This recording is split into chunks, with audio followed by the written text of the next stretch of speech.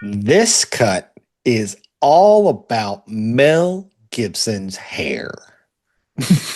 Okay. It's very big. I feel like, it did rain at one point, so the humidity must just be insane.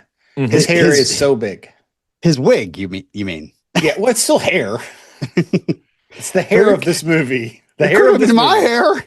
They could have cut it off me. Put it on the mail. I know, really. Tell me about it. Now, Rick, you're probably the best person to ask this. Is this hair wilder than the feral child from Road Warrior? Oh my gosh, it's taken out of the same book. This is pretty much his hair from Beyond Thunderdome to a T.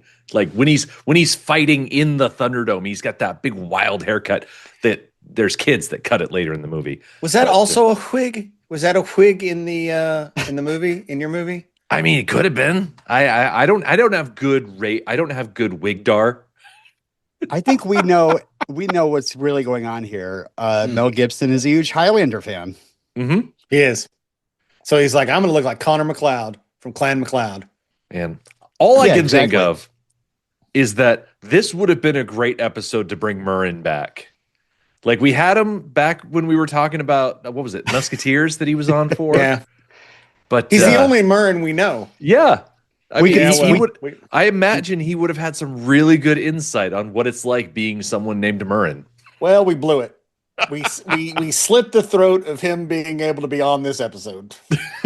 That's true. I was thinking we could have slit his throat at the end of the podcast. That would have really got us some ratings. Yeah, it's authenticity Robin, what's wrong with you?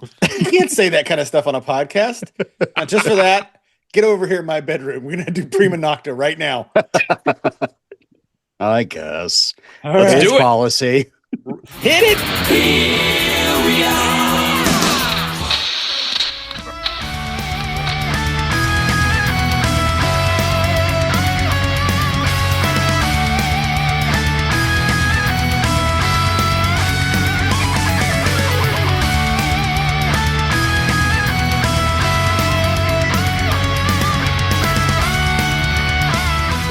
Welcome, Sword Boys, girls, and all the swords in our armory, to another episode of Sword Boys Cut by Cut. I am Rick. I'm Robin. Don't bite my cheek just because I lick you. I'm Jonathan. Yeah, it's cut 2 of Braveheart.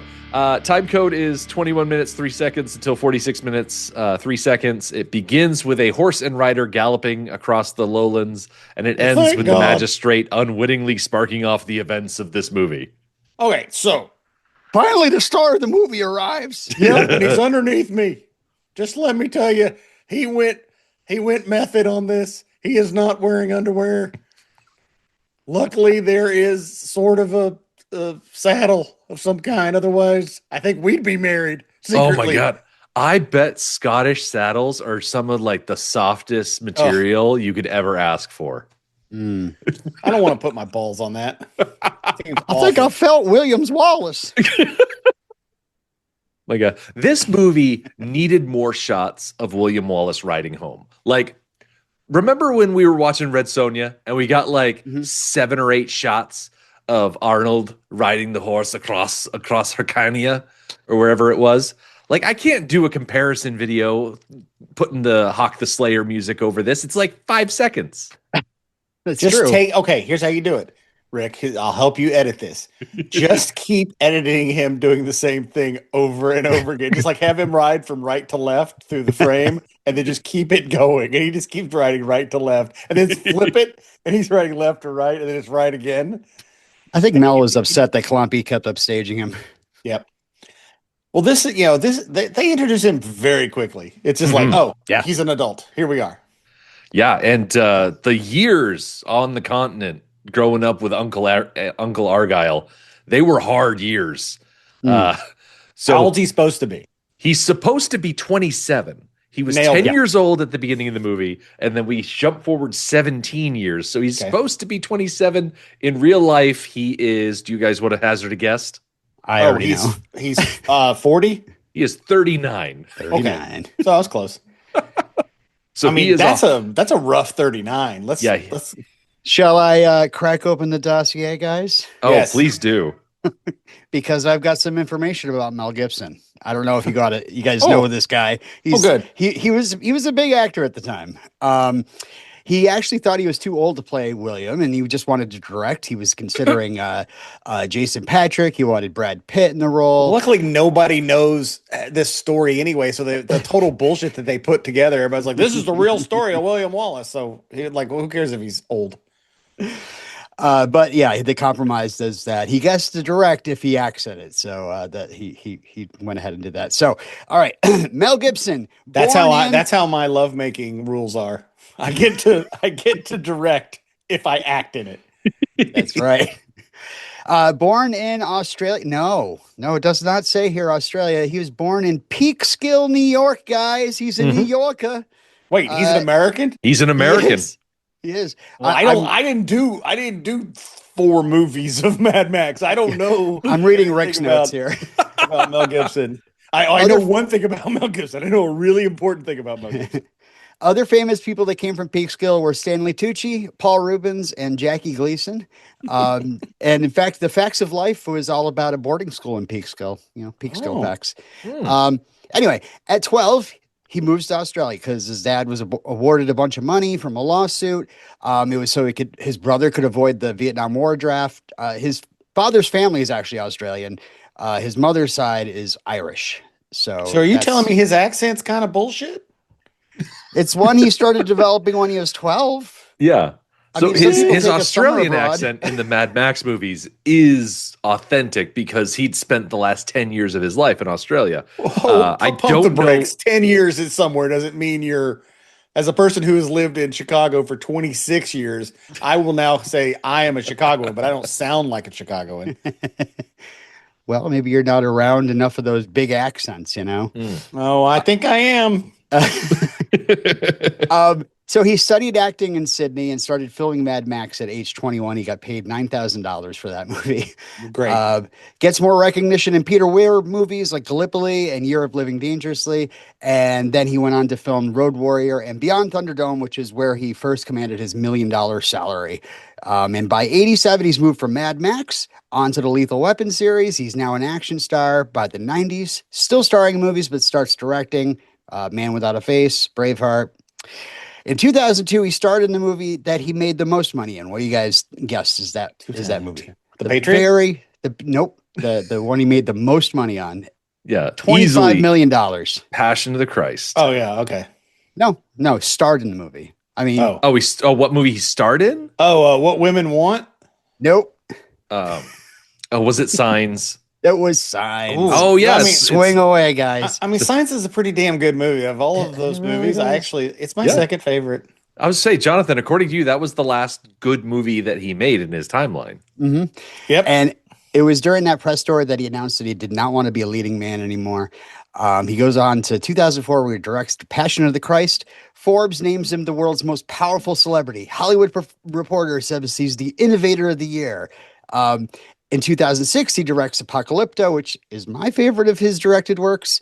But this is the beginning of the end because I don't know if you guys know this, but in 2006, he's pulled over for DUI and it launches into an anti-Semitic tirade against the cops who pulled him over, who probably weren't Jewish. Very few Jewish cops. Also called his, yeah. Also calling a female officer sugar tits. He later implied that he was really just trying to attempt suicide by cop because he was upset his wife was going to leave him. But the tape leaked to the internet, and talk came out about how toxic Mel has been all this time. In 2004, Passion of the Christ, controversial because it depicted Jews as bloodthirsty and ultimately responsible for the crucifixion. Winona Ryder said in an interview that Gibson once called her an oven dodger, and asked her gay friend that she was with if he was going to catch AIDS from just speaking to the guy. His publicist, of course, has denied all this. I'll say that. In 91, he mocked gay men in an interview, and when GLAAD recommended he apologize for it, he was quoted as telling them to, quote, fuck off. In 95, when this movie's coming out, he did a big interview with Playboy where he said that women shouldn't be priests because men and women really aren't equal. When asked for an example why he thought that, he mentioned that he had a female business partner once, and she was a C word. Well, he was raised in Australia, so he can say that. Well, so his wife left him. What a surprise! Yeah. I was going to say, can't imagine why. And it's funny because he starts dating his girlfriend before the divorce happens. Divorce actually takes a long time. 2010, he's then sued by that girlfriend. You always start dating your girlfriend, Robin. That's true. Oh man. He was sued by his girlfriend for hitting her so hard he broke her teeth, and this is while she was carrying their infant daughter. He was recorded confronting her about it. He was quoted as saying she, quote, fucking deserved it. He threatened to bury her in a rose garden, said that if she got raped by a pack of N-words, can Australians say that? No. Yes. No, they can't. It's not in the middle of Australia. You can say it on the edges, not in the middle. He said he was going to burn down her house with her in it, but first she would have to blow him. For that, he got probation, counseling, and paid $600 in fees. 600 whole dollars? Whole dollars. After that, effectively canceled, starts to work on his comeback. He's rarely talking about the DUI and the girlfriend incident with the press. He's interviewed with a person that's kind of helping him out alongside him. He's usually just talks to people that are friendly to him. He starts calling himself like the wronged party. He's like, quote, who anticipates being recorded? The worst moment. Imagine having the worst moment you've ever had being recorded and broadcast to the world, and it wasn't meant for the public. You know, who would anticipate such a personal betrayal as some of the quotes? That's every 2 weeks for us. Yeah. This is the worst part of my day. This is the worst thing that I do, and it's recorded for posterity. Well, I gotta say, I think we can check in with probably one of the most notable Scotsmen. I think he's gonna say, you know what? I think that he's actually a good guy and his opinions on women is perfect. I think he's 100% right. Oh, Sean Connery, no. You also were an asshole to women. No. Yeah. What is it? Now let's hope that the other Scots in this movie are actually good people. Right. I'll wrap most this of up. them are Irish, so it's all good. Let's see. So 2016, he directs Hacksaw Ridge.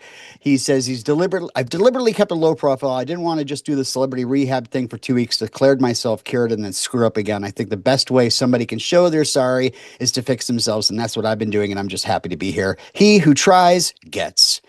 And in 2017, he got a co-lead in the movie Daddy's Home 2. 2016, he said he wasn't voting for either Clinton or Trump, but in 2021, he was recorded saluting Trump at a USC event. Fast forward to 2024, he's endorsed Trump for president after saying Kamala had the IQ of a fence post.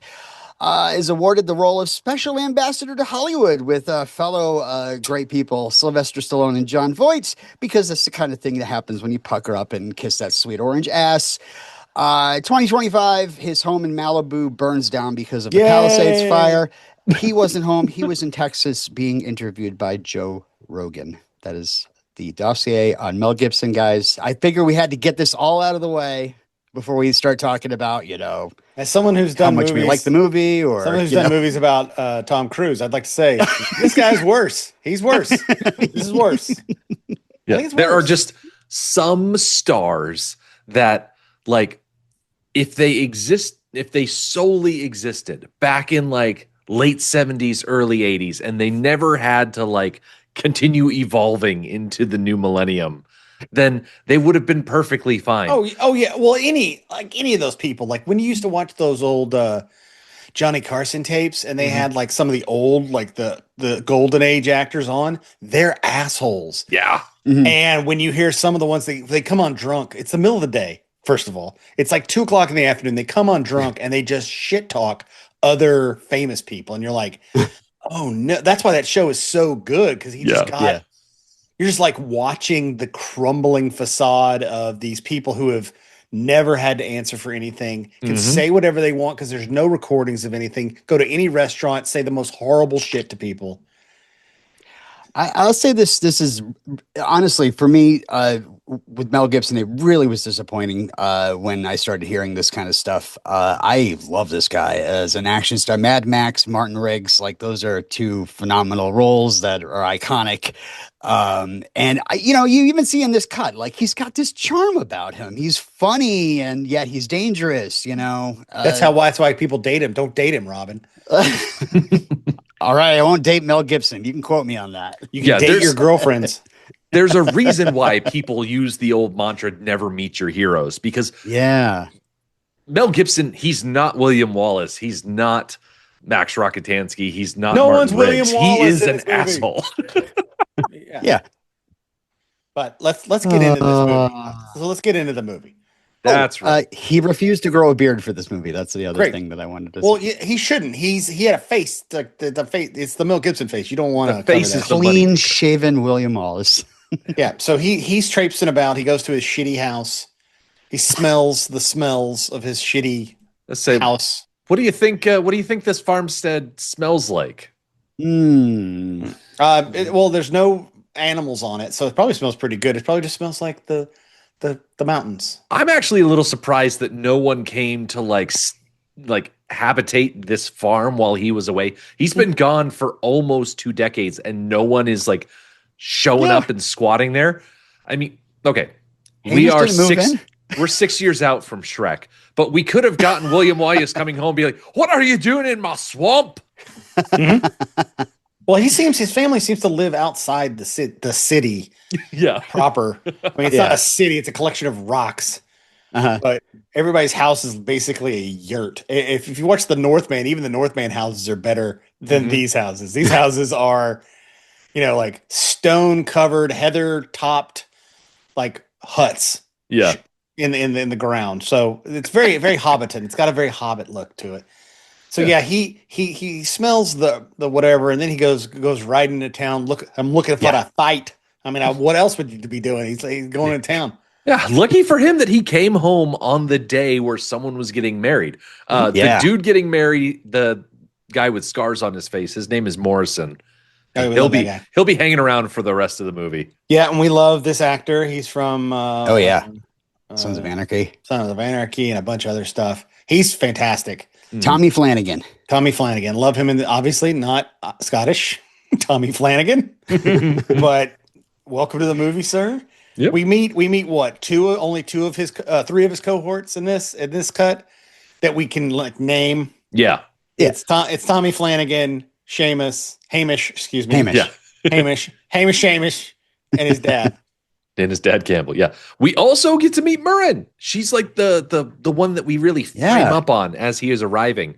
And she's like looking at him and smiling and stuff like that. Jesus Christ, she is good looking. Do you guys know how old she was at this point when this movie came out? 72. I looked this up. When this movie came out, she was 23. Oh, okay. Yes. That's fine. We get to see a 39-year-old hook up with the 23-year-old in this cut, guys. Yeah. Well, I mean, when I first saw this movie, I remember to my wife was like, "Oh my God." I was like, "Oh my God." And I was like, "Where?" And then I went now for this show. I was like, "Okay, where have I seen Catherine McCormick? Like, what have I seen her in that I remember her from, like the most? Most recently, it's from Slow Horses. I remember her from that. Oh, she was in Slow Horses? She's the mom. I'm not going to give away any things, but she's the mom in that small town they go to when they're doing the cicada looking for the Russian spies. She's the mom, and she looks fantastic. Yeah. She's what age is she? She's my age. She's our age. She was in 28 Weeks Later. Yes, I think she was the missing mother that got left behind or something, or was that? I don't know. But she's in Sherlock, the TV series. Yeah, she's been in one episode of that. She's been in a ton of shit. Spy Game. Yeah. I don't really know her from Spy Game, but I don't remember Spy Game. I really don't. I know I saw that movie. I have zero memory of that movie. I saw it in the theater. I had no idea. That's our next season, guys. Sword Game. Brendan Gleeson, we got to give him a shout out. This is probably his first big role. After this, he's in Michael Collins, and a few years later, he and his nipples are in Mission Impossible 2. Wait, is he not in? I thought he was in. Oh yeah, In Bruges is like 2008. That's way after this. Holy cow! Way after. Great movie. I was going to quiz Jonathan. Jonathan, do you remember what Brendan Gleeson's name was in Mission Impossible 2? What was his character's name? Yes. It seems very Scottish. Oh, yeah. Oh, God damn it. Now you've put me on the spot. What the fuck was it? Hold on. McCloy. Oh, wait. Hold on. Give me a second. It'll just take me a second. It's John C. McCloy. I remember there's a middle name. John C. McCloy. Yes. That's the only time I remember that. Okay. Yeah. And also a Scottish, playing a Scotsman again. Sort of. Although in that, he doesn't really do an accent. He's not really, I mean, I guess he's got does he have an accent? Like when I hear him now, he doesn't have an accent to me, even though he's in like movies where he's playing like very Scottish things or very Irish things. Yeah. Like that most recent movie, The Banshee of Inisherin. Yes. Yeah. Great movie. That's a movie about just not being friends with your best friend anymore. And great movie. I love the fact that in this movie his father is played by James Cosmo, who they aged up quite a bit here. Yeah. But he's still maybe 6 years older than. Yeah, because Brendan Gleeson, he's only a year older than Mel Gibson. So another character who's been ravaged by the course of time. Yeah. Whereas, James Cosmo, he's compared to how everybody else is aging, he's like a fine wine. And Murren, they were like, okay, well, she's a much younger girl at the funeral. So maybe there you go. She's 4 years younger. So it all works out. Well, that means, I mean, that was 4, definitely. I truly didn't think about this. If they're 27, Murren's an old hag at this point. The fact that she's not married. Yeah. When your whole life boils down to, we need to have as many kids as possible because half of them are going to die to the winter. The fact that she's still single at, I guess, 23, oh man. Do you think she's been turning him away, or that the father seems to be a lot as well? I think McClana has been turning people away. He is not keen to let anybody court his daughter. I'm kind of having a giggle thinking of the idea that Murren might just have no game, just constantly guy comes to court her, she comes out with tuna fish on her face, just what? Oh, never mind, ma'am. I was say somebody saw Send Help recently. Yes, exactly. I really love the mother in this. Her mother, because her name's Gerda Stevenson, the woman who plays her. She is so pretty, also, that I was like, yeah, this works. Sometimes in movies, you watch a movie and the two parents are ogres and the daughter or son is the most beautiful person you've ever seen. You're like, how the fuck did that happen? How did Shrek come into this again? I know. Well, it's very, very boggy. Everything's very boggy and wet. But yeah, she's very pretty, and I love her little. She's always wearing her little thing on her head. She's always covered. She's very funny in this. Murren was actually based on someone named Marion. They changed that because of they're worried about a Robin Hood comparison. And I'm immediately thinking of that when we have this challenge between Hamish and William with the stone throwing. It's very Robin Hood, Little John, I'm going to get your respect and I'm going to get respect of all the merry men around me. So I'm pretty sure that Hamish realizes that it's a grown up William before William. Because he knows the tartan. He's the only Wallace, right? I mean, they're all a name tag. I think everybody they're all kind of wearing the same. They're all kind of wearing the same tartan, aren't they? I was about to. Yeah, they're all he recognizes that he's kin, and then he's like, oh, I haven't seen your type of face in 17 years. You must be William, and so he kind of comes up and kind of big dogs him, dropping the rock in front of him. Test of manhood.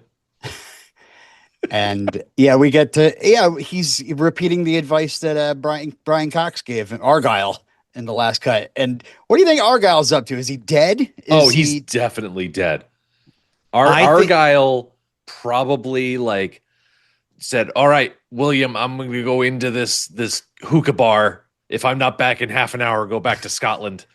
I just see him going out the same way. What's his head went out in Gladiator? The guy, the Maximo, the guy who was the guy who took him Maximus to Rome, the ex Gladiator. What the fuck's his name? Oliver Reed. Oliver Reed. Just like with whatever his character's name is. I think that that's what Arga has a prodigious drinking problem, and just like we'll get to that because Gladiator, we will do Gladiator. Oh that is a sword movie, but Oliver Reed like literally drank like 2 bottles of brandy and like it's insane. And that's an Oliver Reed thing. That's not a character thing. That's just Oliver Reed. Yeah. So I that's how I think Argyle went. Argyle is dead now. Well, William was brought along for his cooking, right? Maybe William got a little tired of cooking, slipped a little something extra into Argyle's meal, and I guess I've got to go to poison Scotland soup now. Made me poison soup. Hell, you dog. I got this recipe from Tosa Doom. So because they were farting around in Rome, we find out late in this cut they went to Rome and France. Went on a little pilgrimage, yeah. Went to all the places that they fought in the Crusades. Yeah, they fought in the Crusades. That didn't go well. So the Hamish, rock put is a real thing. It's called stone pudding. Hamish is talking about how the English have like outlawed weapons, so they have to train with stones. I wanted to find out like what the truth was to that statement, and I wasn't able to find anything concrete. It was like everything that I could see was like the actual prohibitions of weapons were like in the late 17th or late, I think 16th or 17th century, like way after this is what I'm saying. Okay. But like, I couldn't find anything concrete. Not concrete. It's stone. Right. Yeah, it's true. I just see this whole match and I'm just like, guys, remember when we didn't have phones? Right. Remember, this great? Everybody great? is here. They're in the moment. They're just vibing. throwing rocks and punching each other in the face. Remember when a wedding was just punch each other in the face hard as you could? Yeah, so the punch is what made it so that like William could recognize Hamish. Yeah, well, your fist fits into my face. I forgot. Hamish. Yeah, so they're throwing the rocks, and Hamish like is challenged to throw the rock at William after they do like the distance thing. William says, "Can you do it when you need to? Like, can you do it when it counts? When it matters in battle? In battle." And so he's like, "I'm gonna throw it at I'm gonna squish you like a bug." It's so weird because, later, I mean, maybe he came back and he was like, I'm going to get these guys riled up and rebellious, And then when the whole, because later, the thing with Merrin is he's promised to be peaceful and live a peaceful life. And it doesn't really go along with what he's doing here, which seems to be like, hey, let's look what we can do together as, men. Yeah, this is too playful for him to be a revolutionary this early on in the story. Yeah, he's just fucking around at this point. Yeah, just having a good time with his bud. Throwing rocks at their faces. Rocks at the skulls, and now they're throwing rocks at each other's skulls. Yep.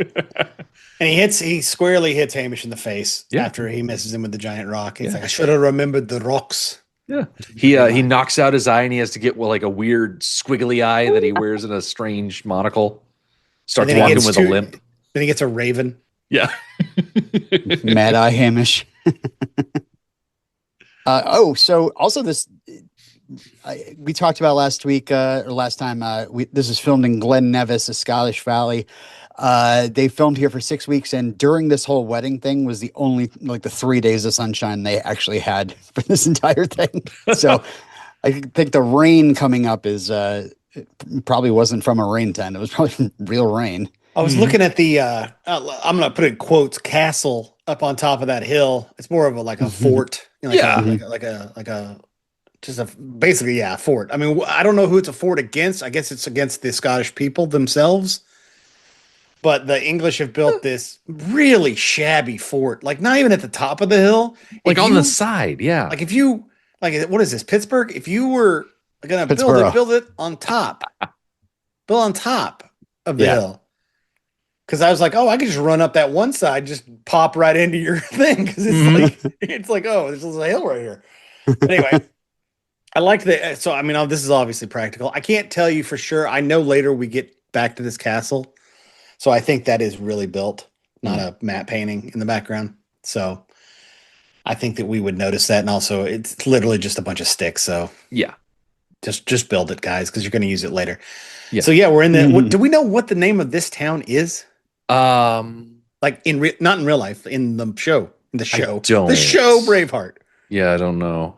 I didn't find that info. No. Do they have town names, or is it just like this is where all the Wallaces and other people of this clan live? Oh, I'm sure it's like it's the settlement of Glen Fluffafluff or something like that. They're not Wallace. Yeah. They're not in the Wallace clan. He's not wearing the tartan of a Wallace. He's wearing the tartan of the clan. Over clan. Yeah. Because he and Campbell and McCloy and all these guys are all wearing the same tartan. Mm-hmm. So they're part of the same clan. They just have different names. That's a little confusing. Just a little. But I guess we'll never know.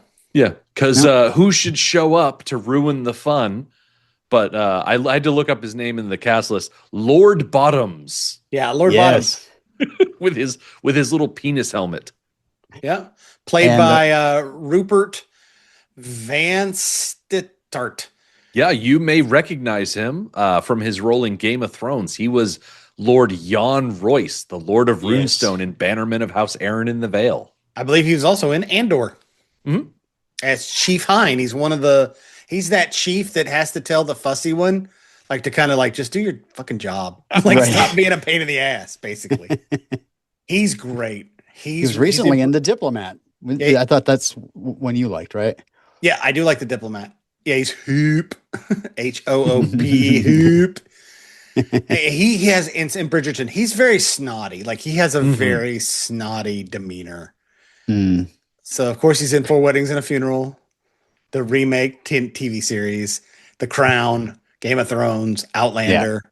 Like, the hits. Yeah, he's in the hits. Yeah. He's in the hits of the time. He's in that regular stable of British actors that always get work. Yep. He's great. Also in this crew is an older looking asshole scumbag named Smythe, who is played by Michael Byrne. You guys probably remember where he's from, right? Yep, Indiana Jones and the Last Crusade. He played Standartenführer Ernst Vogel, a Nazi officer in the SS Leibstandarte. He's the Nazi that goes over the hill with the tank. Yeah, he's the Fuhrer's personal bodyguard detachment who served in the Nazi liaison to find the Holy Grail.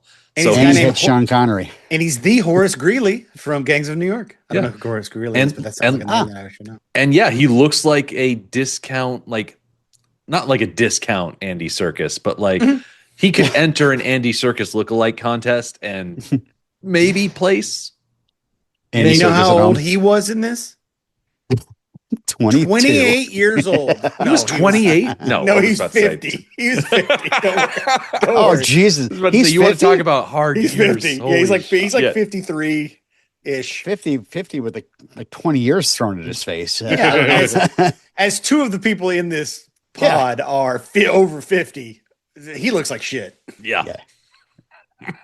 That's some Scottish miles on him. Yeah. Yeah, I was about to say, I only look like I'm over 50. Do we know who? They had their fun, and then shitty Lord Bottoms comes in. He didn't have to show up now. Yeah, he did. He could have waited a little bit longer into the party. Wait too long, and it's not prima nocta. It's dua nocta. Nobody wants to be post nocta. No one's sloppy nocta. Listen, I'm just saying there's so much party left to have. This is he killed the vibe. It's like when the wedding DJ starts playing it's like when the wedding DJ starts playing something from the Schindler's List soundtrack. It just kills the vibe instantly. He's no Electric Slide, that's for sure.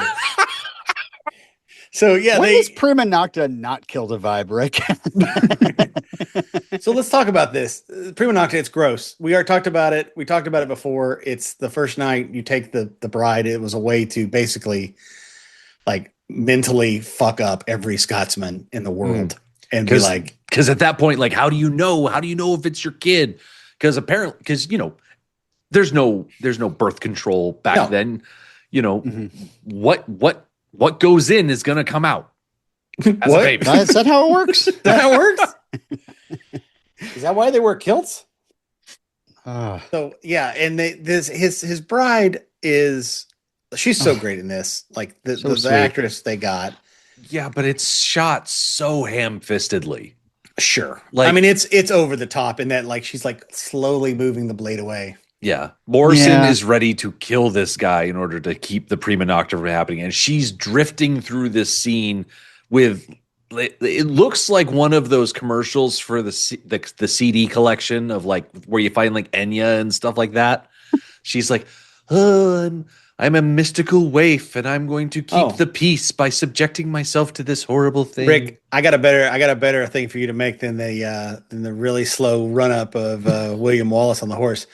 Can you take the music "Time in a Bottle" from X-Men when he what's his face runs really fast but he slows down? If I were there in a bottle, and remember how he's like moving things out of the way. Mm-hmm. Remember how what's his name? Quicksilver. Yeah. You should do it to this because that's what she's doing. Like we didn't notice, but she's actually running through this thing really fast. I'm seeing the movie slowed it down. Like, whoa, where the fuck does she come from? Oh my god, yeah, absolutely. I honestly expect her to put like a flower in one of these soldiers' guns or something. Like if they had, if you showed this guy's a gun, Lord Bottoms would lose his damn mind. But yeah. Anyway, this is a real sad scene. Basically, this is of course. Now that you've brought up all the stuff about our lead, this scene makes a lot more sense that he would put this in the movie. Yeah, that he fought to make sure this stays in the movie. Mm-hmm. We're definitely keeping the prima nocta. That's what it talks, right. There's some poor script assistant's like, sir, I don't think that's actually accurate to anything in the history. He's like, shut up, we'll get into it. And then he's nothing in this movie's accurate. I'm supposed to be a 23-year-old with a beard. And the look on Smythe's face after he gets the girl gets taken away, you just want to punch him. Well, they're doing an interesting thing here where Smythe is standing in front of William. So Murren is looking at William, but Smythe is in the middle. So he thinks that she's looking at him. Oh, I see. That's why they did that. Yeah. Mm. And what's with the rags in the hair? What's his face? What's his name? I'm sorry. Hamish. No, Morrison. The most Irish of guy. the men there with long hair. The Irish guy with the big thing. Irish. Brendan Gleeson. About Campbell? The actor, the Irish actor with the big scar on his face. Oh, Tommy Flanagan. Thank you, Tommy Flanagan. Tommy Flanagan's hair in this, and again, we're gonna get back into the mullet. These aren't even mullets. Some of them have the most fucked up hairdos you've ever seen. Like, they're not mullets. They are like kind of cut on the sides, and the top's long, but the back's not, and it's a mess. They look like feral. They look like Lost Boys. This could be Neverland, basically. I like how the curl comes down over his forehead, though. It looks kind of stylish. Okay. I'd wear that hair. I will say this two more times because this happens 3 times. Murren's face of sadness is also her face of I'm so sleepy and I'm high. I know this looks familiar to Robin. This face because it's just like wake up, Murren, wake up. Because she does this, she'll do this 3 times in this cut. Well, let's put it this way: this is her only cut. Ouch. Yeah. Oh, come on. No Too pun soon? intended. Yeah, no pun intended. This is her only cut. Because at first I was like, oh, why is this cut 25 minutes? I'm like, oh no, I know why. Okay, can't cut. You literally can't cut it right before that. That would be so mean. So yeah, he takes the daughter. I'm wondering if they got draft horses or you know how sometimes they'll fake a draft horse by they'll put like almost like leggings on them. Some of the horses have like that Clydesdale drafty, like, well, I don't know what that's called. Like the fur around the legs. You like know what little I mean? booties. Yeah, like they're wearing Uggs. Yeah. Yeah. Those are my go-go boots. The horses get the apple-bottom jeans and the boots with the fur. Apple-bottom jeans, boots with the fur. Everybody in the stable was looking at her. Did you notice the guy behind? What I really loved at the end of this scene, right before it cuts to him standing in the water in his shitty house. Did you notice that some of the people that came to this party thought it was a furry convention and weren't told? Because one dude's dressed like a goat. And there's another dude behind him also dressed like a goat. I bet they came together. So foolish. They put on their costume and then they showed up to the wedding. It's like, I thought this was a costume wedding. This is my Tauntaun outfit. What? You told me that I smell bad on the inside, so I wore this. God damn it. I'm not coming to your fucking wedding again. You're going to make me a joke. My lifestyle. You know what? My lifestyle's not your cosplay, asshole. I just thought that was funny. Even he has like a look of disgust for Smythe. Well, no one's high-fiving Smythe as he goes by. Like, nice, prima nocta. I'm totally in on this. I'm a born bootlicker. So yeah, he's very sad and Murrin. It definitely I wish someone in the awkwardness would be like, does anybody want anything else to drink or eat? Or are we gonna is it over? Did we the catering wait staff are standing there with their trays, like we still need to get paid. Can I go home now? Yeah, I need to, yeah. The DJ drops the needle on the Shania Twain. Or he's got like a wah, wah, wah, wah. Oh my God. They've got a band. They got a live band. Did you not notice when they were throwing stones, there was some guy with a drum doing a literal drum roll? Yeah, and at one point the two guys in the band with the guitars spin them. I love the fact that, this whole thing happens during a music break and all of a sudden they go, you make me want to shout. Not now, Seamus. Some Scotsman up there's like, slide to the left. Crisscross. Everybody clap your hands. Prima nocta is tonight. So yeah, they go back to and then the music starts playing. Christmas time is here. And he's just sadly standing in his shitty house with his horse outside. Sound like your house sucks. And then the Tom Hanks voiceover comes in. Is like, we've been through every kind of rain there is. Or a sideways rain. Sometimes big old the rain fat came up. Rain. Big old fat rain. Sometimes the rain came up from the ground. I just watched that literally last week with my son. Oh my God. Talking about a movie that is not. I told my son, this is just as accurate historically as Braveheart. Just so you know. Yeah. So yeah, so sad house. So that gives us our next day where they built there. He's thatching. Pouring rain. Yeah, he's hanging out in his wet house and he's like, well, I can't work on my roof now. I might as well go out riding. And so he rides up to McClana's house and he's like, pleasant evening we're having. The rain isn't coming down sideways. Let's use the word house sparingly. By the way, McClana lives on top of the hill behind the goddamn fort where I was talking about. Spitting distance. He lives on the short side where you could just jump over the fence. Is this to show that he's like one of the town elders? Like he's got a level of like basically shit all runs downhill, guys. Yeah. So he's one of the top three. He's one of the top three. Yeah. Him and Campbell and that other dude.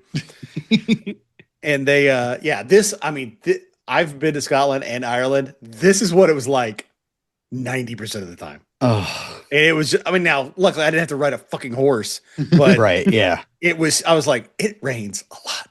I mean, it's very beautiful, but it rains so fucking much. It's amazing. I love his I love that the McCloy has created this fun little like yurt for his, because he likes to do stuff outside. Like I like to do my skinning outside. My wife won't let me skin. He just has one hobby. His wife won't fucking let him do it in the house. It's his little front porch. Yeah, this is my mud room. Literally, it's all mud. But yeah, he wants to take Murrin out, and her parents are like, "No the now," and he says, "No the now," and they're like, "No the now." I like this little back and forth he does. William to McClana, where they repeat each other back and forth. Yeah. And it took until you put subtitles on the movie. I thought he was saying not the now, because not the now makes, I guess, in my brain more sense than know the now. I don't know what know the now means.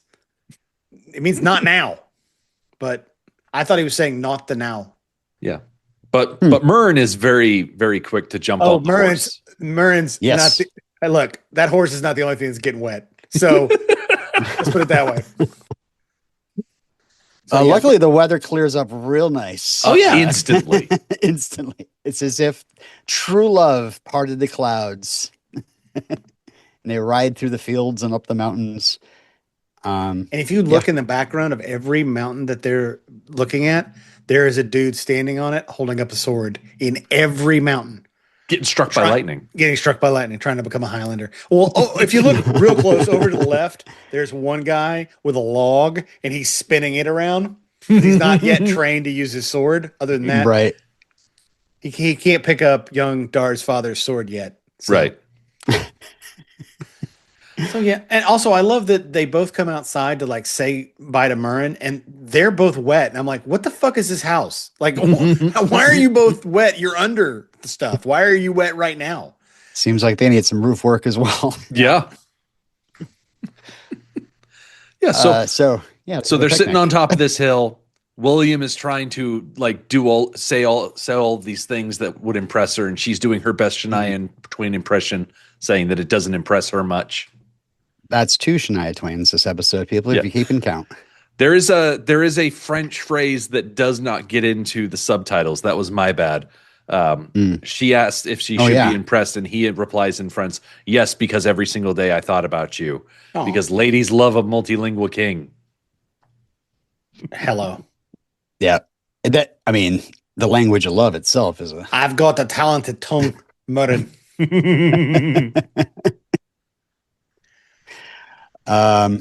So she asks him to say the language that he's speaking on his head. That would impress her. But his kilt would fly up. Mm-hmm. So he's been to Rome, which at that time that's like the moon. Yeah. These people never leave their island, or probably even the highlands or lowlands, wherever they are. Right. So yeah, he's gone to Rome, and he's done all this cool stuff. He won't shut up about his 1 month sabbatical that he took in Rome. Now he tries to say things with like a weird Roman accent. He's always trying to like, use his Spanish accent on people. Ugh, Thank God that Argyle didn't bring him down the Iberian Peninsula, because then he'd come back to Scotland saying Barcelona. So the one thing that really seems to impress Murren is the fact that he kept the thistle pressed in a rag. Is that the same thistle? Come on. Come on. William. Does it need to be the same one? Like it's important enough that she's like, oh wow, he kept like this little thistle that I gave him when I was like 6 years old or something like that.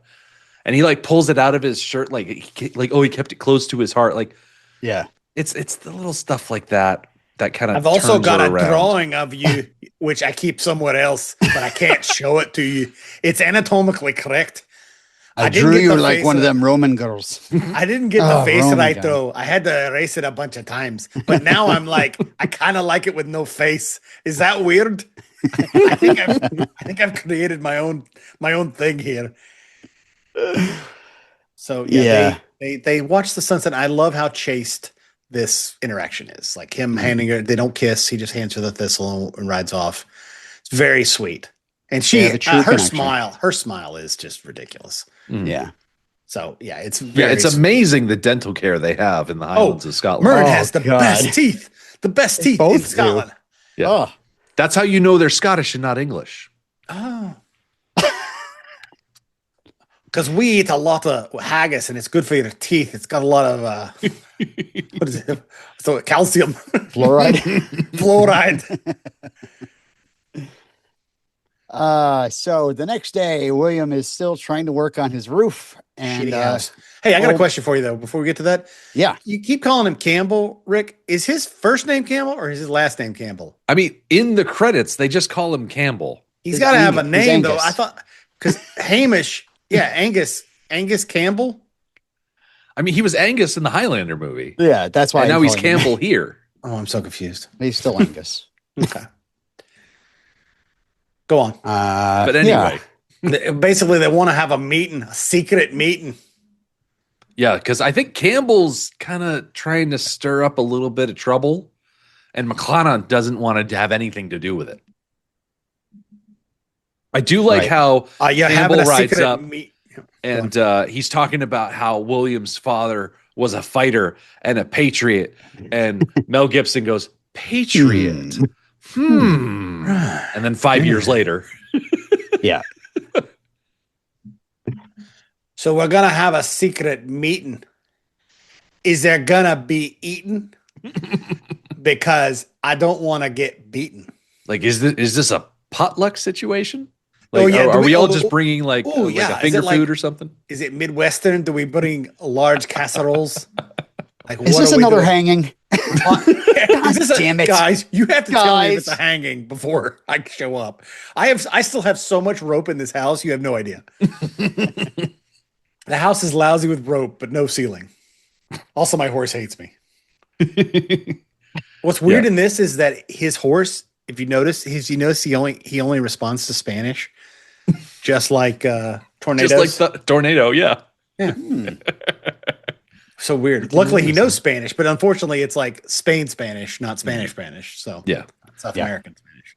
So anyway, he doesn't want to get involved with Campbell's little secret meeting, and McClana's like, "Listen, promise that you're not going to get into trouble with the English, and I'll let you court my daughter." And William, I think, asks the obvious question: "Hey, if I have refused Campbell's meetings, doesn't that mean I'm committed to staying out of trouble?" And he says, "No." It's like, no, my answer is no. These terms are nebulous. They're very Yeah. ill-defined. This is Yep. this is Yeah, no yes. John Ritter situation. We need Yes. 8 simple rules for dating Yes. his What 23-year-old a daughter. reference. I can't believe you just brought up 8 simple rules. So yeah, he throws a rock at Murren's head.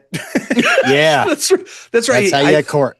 I think he's inventing the idea of throwing a stone at a girl's window. I don't think I've seen it depicted earlier than He was standing 1297. with a pair of bagpipes over his head, but it's really hard to play them when they're over your head. You have to like put the thing in your mouth and like squeeze at the same Yeah. time. So all it's kind of doing is like going. Does it sound kind of like In Your Eyes? Yeah. No, that was his secret message to let her know that he's going to get her stoned. Oh, Or, okay, you know, gotcha. or at least some sort of public Oh, execution. he throws the rocks at her and then he looks at her and goes like this, like, "Hey, you down? You cool? You Are cool? You cool? Cool." Like hits the side of his nose because what he learned in Rome is cocaine or whatever it is. He learned like snuff and all this stuff. Murren, okay, this is gonna sound weird, but can you mind blowing this powder in my asshole? You want me to what? I need you to like blow it up in there, like kind of just get underneath my kilt. Just kind of get up in there and just kind of blow it up in there. Trust me, it feels fantastic. Yeah. So what follows is like the continued secret courtship between Yes. William and Murren. They're like sneaking away. They're going for walks. They're making eyes at each other in the marketplace. It's all very sweet. They're smooching. Yeah. They And gotta they get secretly married? They've got to He wa- condense the love story part of it into this little 25-minute chunk. Or Rick cut only or whatever we're gave us talking about. 25 minutes. We have to wrap this up, Murren. Yeah. We got it. We got to get it. She's got to be in love now. Cut 2. That's all we get. That's all we get. That's what Rick said. Yeah, and his proposal is, farming's hard work. It'll be easier when I have sons. And she's like, "Oh, you have got kids already?" And he's like, "No, but I'm hoping you can help me with that." And she's like, "Oh, are you asking me to marry you?" And he's like, "Well, if you insist." Well, you are 27 and basically useless to anyone in the town now. So yeah, I'm doing you a favor. Your name is Murren, not Baron, right? Yeah. Just wondering for my future generations. Hey-oh. Yeah, he gets to use that line. "I love you, always have." Aw.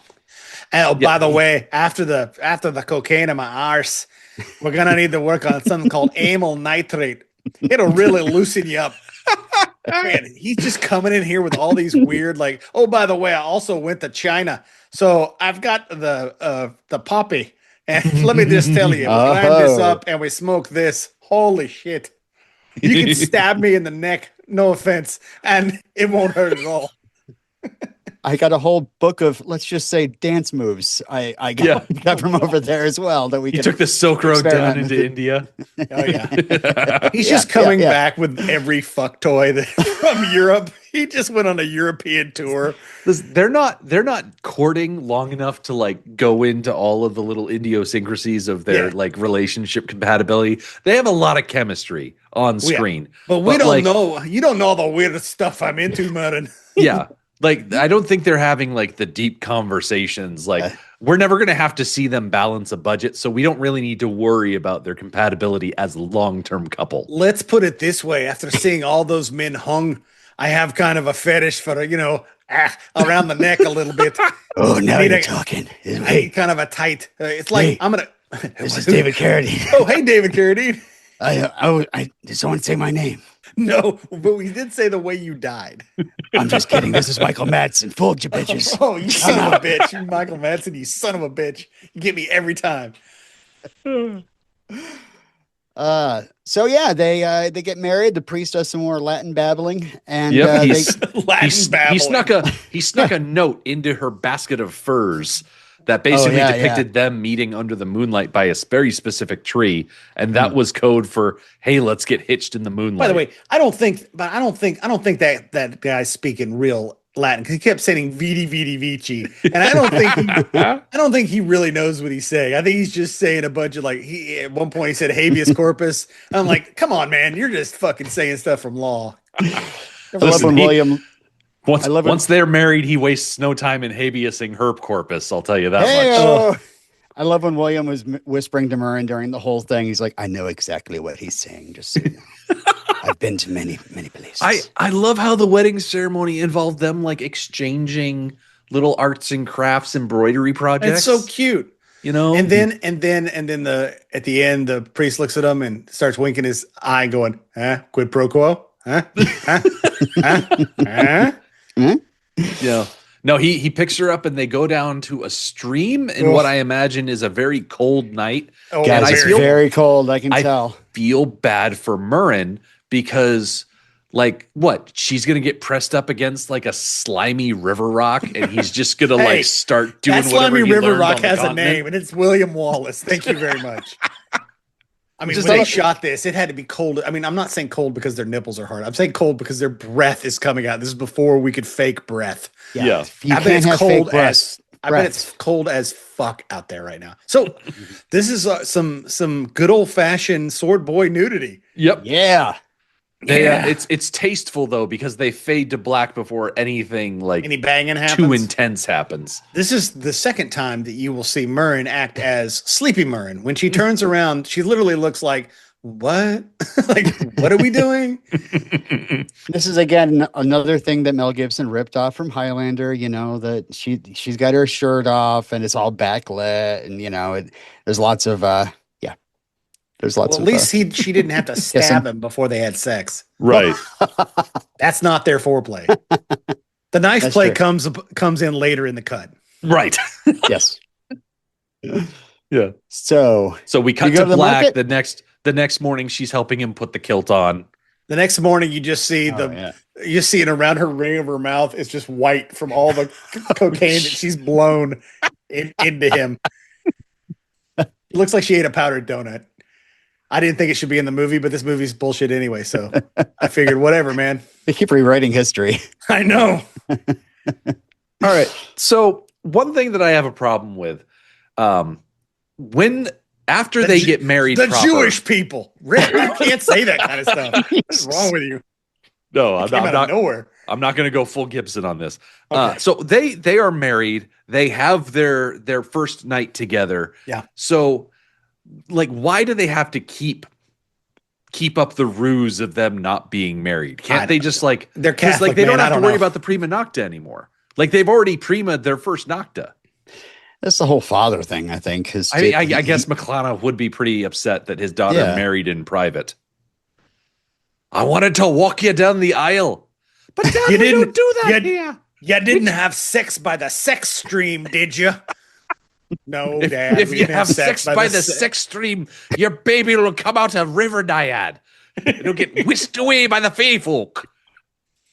I think you're getting more into the Irish. Do the Scots have like a little people like a fairy? I have system? no idea.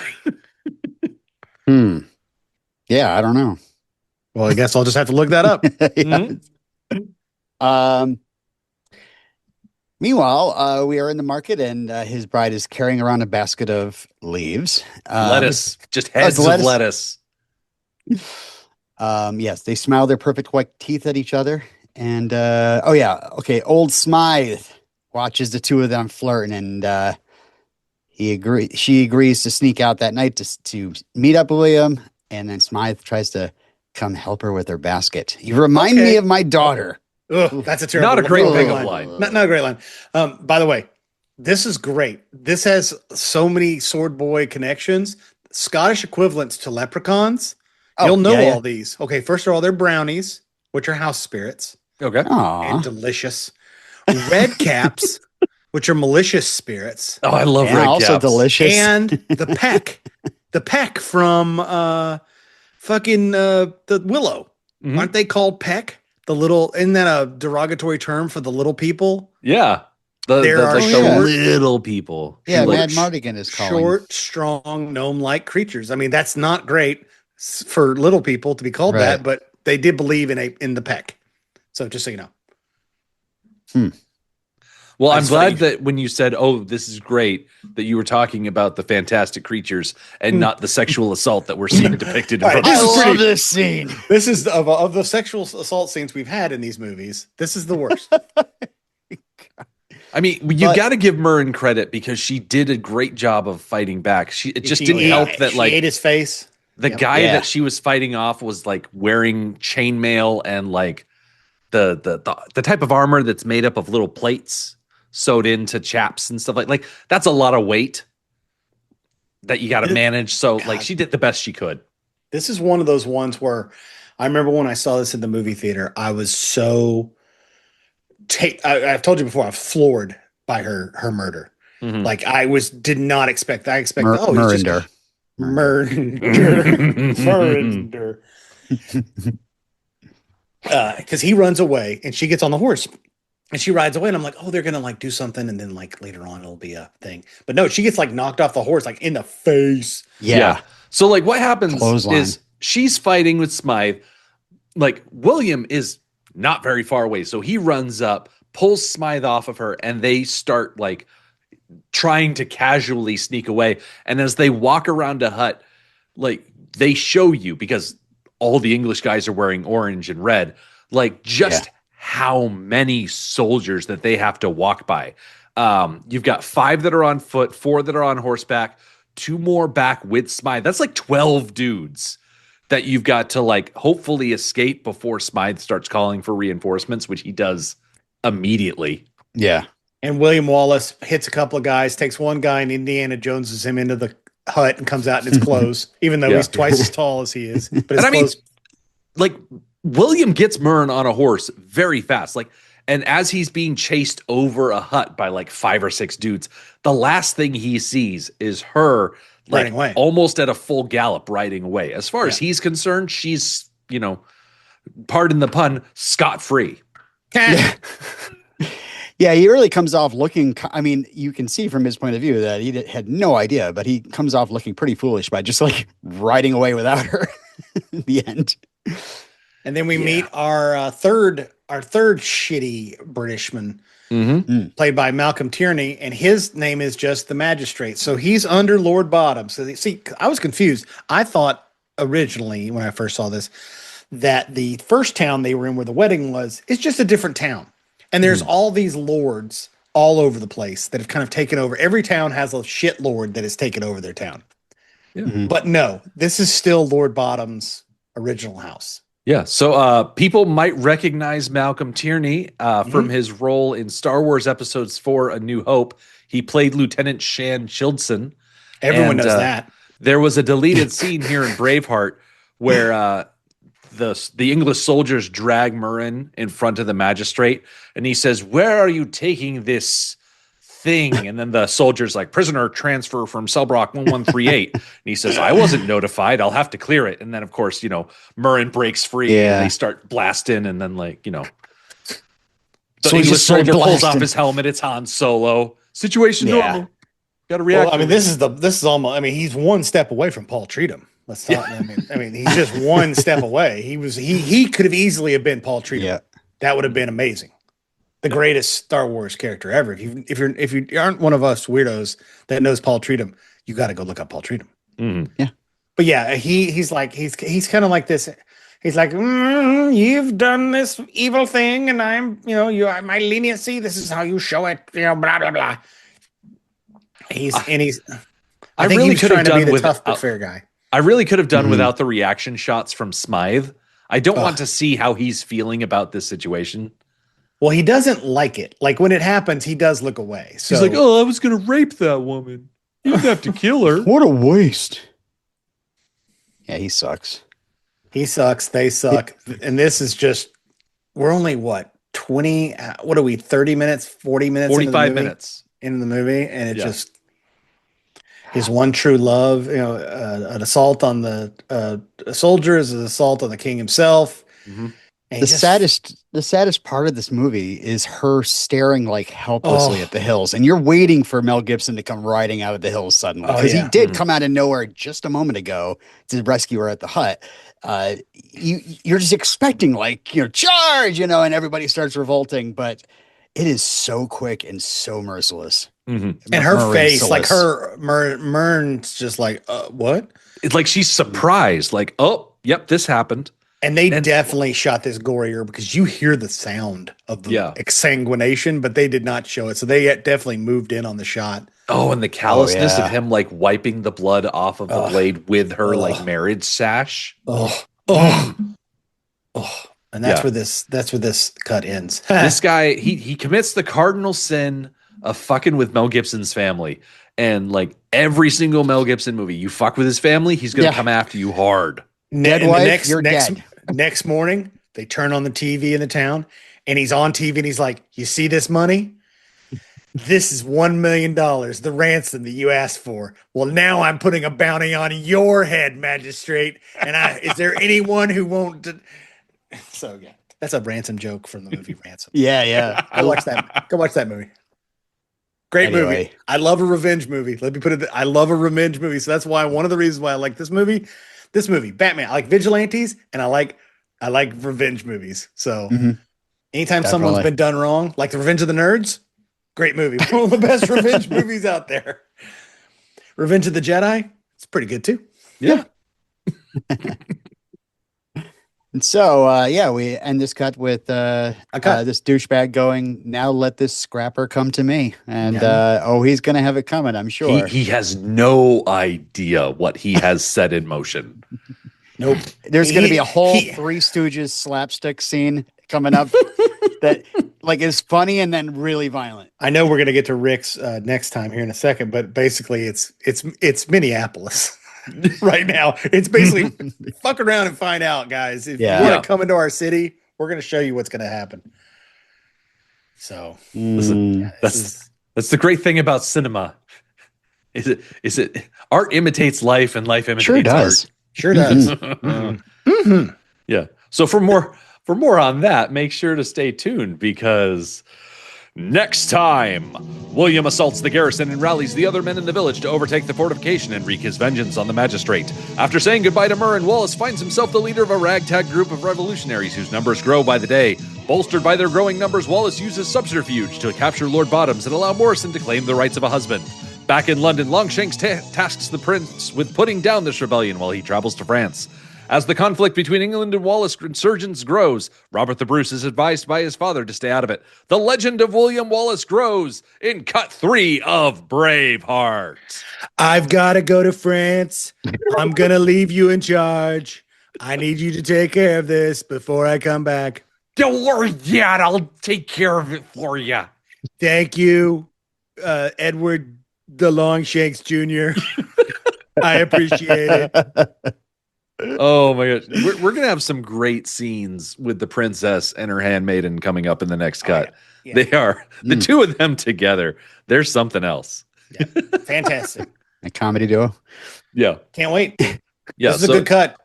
Yeah. Yep. So in the meantime, make sure you're following us on social media, Facebook, Blue Sky, TikTok, YouTube Shorts, all the Instagram stuff. Just give us Reddit, like 4chan, all likes the and places. follows. We're We're everywhere. huge on 4chan. Oh God. I mean, after this episode, maybe not. Chat roulette. Oh my God, chat roulette. And of course, don't forget our Patreon, patreon.com/swordboys. Yep. Pretty We're sure over that's there. it. We're over there goofing off. If you want to hear us more regularly, that's the way to do it. You can hear us basically every week. As we do 2 weeks there and 2 weeks here, and then 2 weeks there, and then 2 weeks here. And so you can on-stop Sword Boy action for $2 a month. Yeah. If you're on the Patreon, you heard us talk about The Legend of Zorro last week. If you're not on the Patreon, you're missing out on prime continuity content. Yep. Yeah. You know? We've done a lot of this horrible sequels to movies. Like when we get to do Braveheart 2, I can't wait. Oh yeah. Beastmaster 3. Oh yeah, we still got it. That's do on the that list. one. So yeah. So until 2 weeks from now, clang clang, Clang, Clang, clang. clang.